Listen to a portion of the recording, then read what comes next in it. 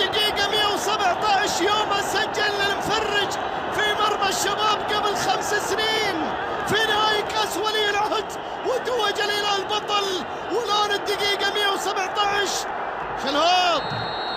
شلهوب العنزي محمد في المرمى. الله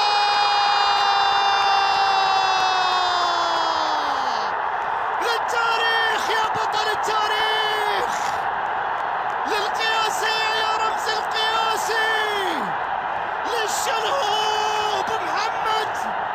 25 بطولة، 10 بطولات لكأس ولي العهد. محمد إعجاز، محمد امتياز. أبو بندر جاب الخبر في مرمى النصر وأعلن من ركلة جزاء عن هدف للزعيم للموج الأزرق للسادس على التوالي. محمد الشلهوب، وكأن التاريخ يريده، وكأن الأرقام تريده، وكأن المجد يريد نجم المجد محمد الشلهوب. وضعها الأسطورة في المرمى وأعلن عن تقدم الزعيم بهدف قبل النهاية بدقيقتين لتعلن الأفراح الهلالية. إلا إذا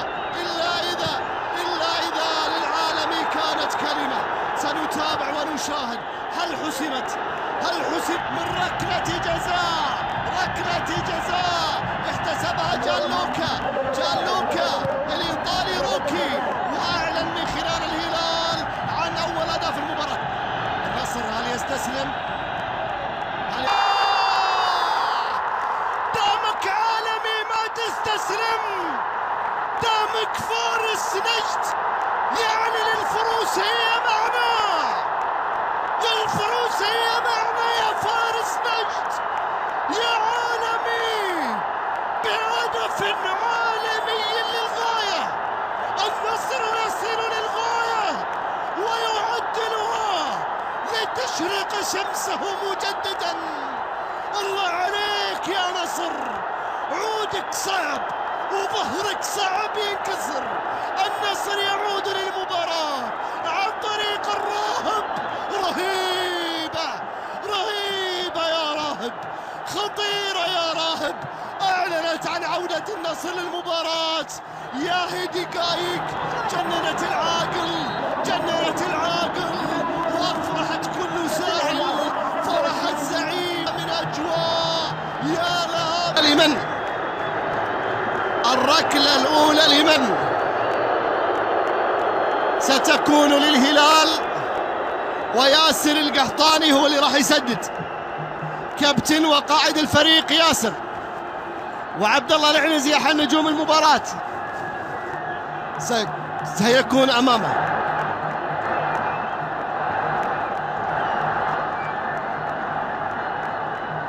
عبد الله العنزي يحاول طبعا انه هو يعني يتلاعب باعصاب ياسر القحطاني اللي يمد يمينه وصافحه.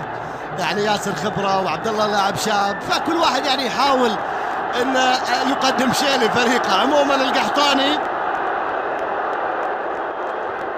ياسر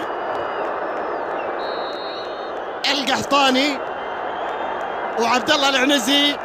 الركله الاولى للهلال في المرمى حطها ياسر بخبرته بذكائه بفطنته. الآن حسني عبد ربه سيتقدم لصالح النصر. راح الضغط الآن على الهلاليين إلى النصراويين. حسني عبد ربه هو اللي راح يسدد الركلة الأولى، وعبد الله ستيري في مرماه. حسني للنصر، حسني ضيعها. حسني عبد ربه إلى خارج المنطقة ويسجد لله شاكرا وحامدا على ما حدث في اللقطة الماضية. وبالتالي الآن للهلال الأفضلية. سجل من أول ركلة ياسر، وأهدر حسني عبد ربه الركلة الأولى. أوزية المدافع البرازيلي هو اللي راح يسدد. عبد الله سديري نفس حركة محمد الدعيع ايام ركلات الترجيح، لو تلاحظوا نفس الحركة. عبد الله العنزي اوزية، عبد الله يهز المرمى، هز عبد الله اوزية بيلعبها في المرمى، يسجل الركلة الثانية للهلال الذي يرمي بكل الحمل على عاتق ابراهيم غالب الان، ويسجل من الركلة الثانية، يسجل من الركلة الثانية، وابراهيم غالب في موقف صعب للغاية، موقف صعب للغاية. ابراهيم غالب وعبد الله سديري في المرمى،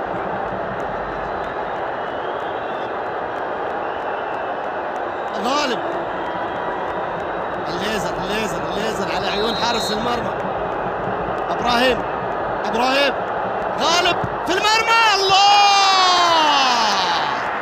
حطها حلوة غالب، حطها حول 90 غالب. ومين اللي يغلب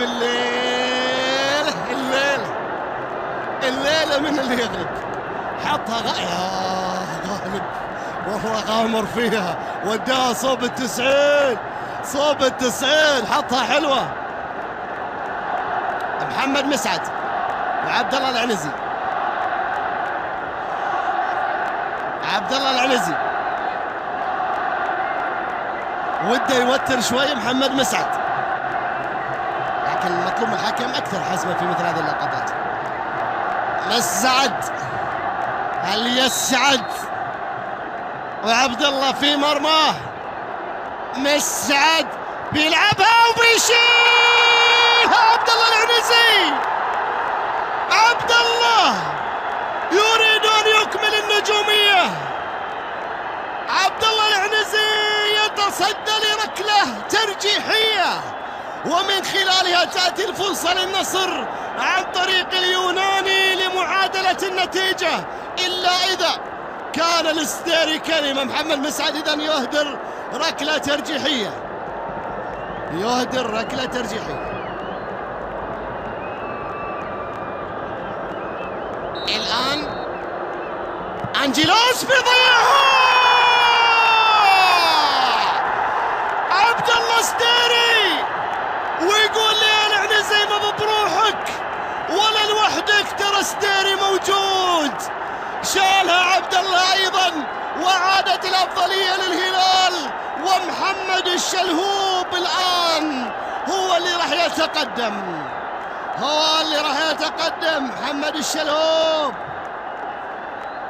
في افضليه ركله الهلال. شوف اذا الهلال سجل الان من خلال هذه الركله سيصبح قاب قوسين او ادنى من التتويج بهذه البطوله.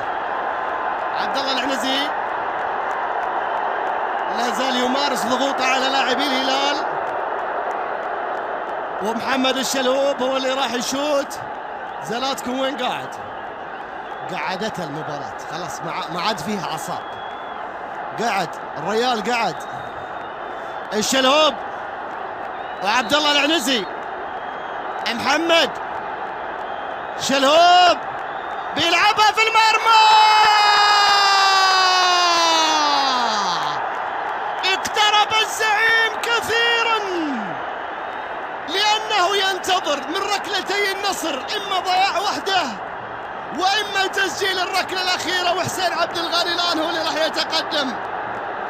حسين عبد الغني، بات الهلال قريبا من السادسة على التوالي للرقم القياسي، أمام الآن من خلال 3 ركلات ترجيحية، ركلتين للنصر، ركلة الهلال، تكون الأفضلية للهلال بدرجة كبيرة جدا. حسين إذا ضيعها الآن قولوا للزعيم مبروك، باركوا للهلال إذا ضيع، ومددوها إذا سجل. حسين عبد الغني في المرمى، السلام، حطها حسين.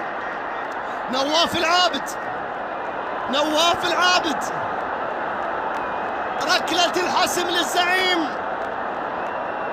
ركلة البطولة يا هلال، ركلة من خلالها يريد الهلال حسم الموقف تماما.